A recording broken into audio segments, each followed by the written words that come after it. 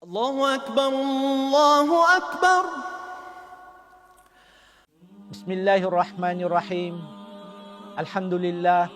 Innal hamdalillah nahmaduhu wa nusallim ala rasulillahil karim. Amma ba'd. Assalamualaikum warahmatullahi wabarakatuh. How do Muslim relate to non-Muslim?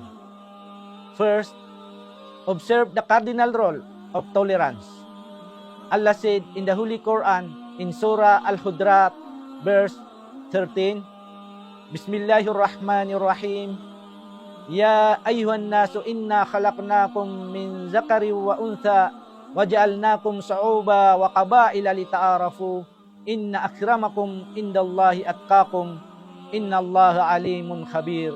Sadaqallahul azim.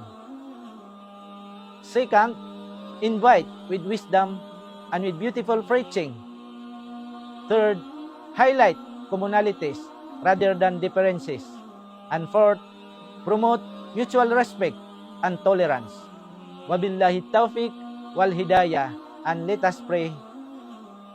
Ya Allah, give us courage for our mission to bring peace to people's mind, to reduce tensions and to overcome divisions that hamper our desires to attain growth and prosperity for our nation.